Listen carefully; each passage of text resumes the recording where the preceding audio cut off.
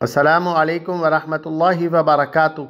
सवाल किया गया कि क्या मैयत को गुस्ल देने के बाद ख़ुद भी गुस्ल करना लाजिम है। देखिए, इस मसले के अंदर अइम्मा के दरमियान इख्तिलाफ है। बाज़ अइम्मा इस बात के कायल हैं कि मैयत को गुस्ल देने के बाद ख़ुद भी गुस्ल करना वाजिब है, लेकिन जुमहूर अइम्मा हनफ़ी, शाफ़ी, मालिकी, हम्बली, सलफ़ी तमाम अइम्मा इस बात से इख्तिलाफ़ करते हैं और वो कहते हैं कि मैयत को गुस्ल देने के बाद ख़ुद गुस्ल करना वाजिब नहीं है।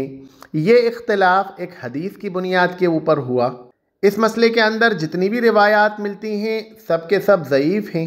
एक रिवायत ऐसी मिलती है जो सही दर्जे को पहुँचती है, उस रिवायत की वजह से अइम्मा के दरमियान इख्तिलाफ़ हुआ। एक रिवायत ये बयान की जाती है, उम्मुल मोमिनीन हज़रत आयशा रज़ियल्लाहु अन्हा बयान करती हैं कि अल्लाह के रसूल सल्लल्लाहु अलैहि वसल्लम 4 बातों से गुस्ल किया करते थे: जनाबत से, जुमे के रोज़, संगी लगवाकर और मैयत को गुस्ल देकर। लेकिन यह हदीस भी ज़ईफ़ है। शेख अलबानी रहमतुल्लाह अलैह ने भी इसको ज़ईफ़ करार दिया और बहुत सारे मुहद्दिसीन हैं जो इस बात के कायल हैं कि ये हदीस काबिल कबूल नहीं है।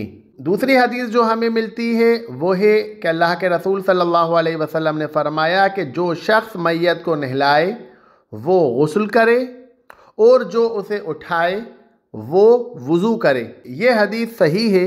इस हदीस की बिना के ऊपर कुछ अइम्मा इस बात के कायल हैं कि मैयत को गुस्ल करवाने के बाद आदमी खुद भी गुस्ल करे, लेकिन जुमहूर अइम्मा इस बात के कायल हैं कि इस हदीस के अंदर जो बात कही गई है वो इस्तिहबाब के लिए है, मुस्तहब है, वजूब के लिए नहीं है। यानी ये अमल वाजिब नहीं है, ज़रूरी नहीं है कि मैयत को जो शख्स नहलाएगा वो खुद भी गुस्ल करेगा। ये अमल मुस्तहब है। अगर कोई शख्स मैयत को गुस्ल करवाता है और मैयत को गुस्ल करवाने के बाद वो खुद भी गुस्ल कर लेता है तो वो कहते हैं कि ये अमल मुस्तहब है, ये अमल वाजिब नहीं है। इसके पीछे वजह यह है कि हमें सहाबा कराम रज़ियल्लाहु अन्हुम अजमईन के बहुत सारे आसार मिलते हैं जिनसे पता चलता है कि मैयत को गुस्ल करवाने के बाद खुद भी गुस्ल करना वाजिब नहीं है। हज़रत इब्न अब्बास रज़ियल्लाहु अन्हु फरमाते हैं कि मैयत को गुस्ल देने से तुम्हारे लिए गुस्ल वाजिब नहीं होता, जबकि तुम उसको गुस्ल दो, क्योंकि तुम्हारी जो मैयत है वो नजिस और नापाक नहीं होती, तो तुम्हारा हाथ धोना ही काफ़ी है। इसकी दलील के अंदर हमें दूसरा असर मिलता है। हज़रत इब्न उमर रज़ियल्लाहु अन्हुमा से रिवायत है कि हम लोग मैयत को गुस्ल देते थे तो हम में से बाज़ लोग गुस्ल करते और बाज़ लोग गुस्ल नहीं करते।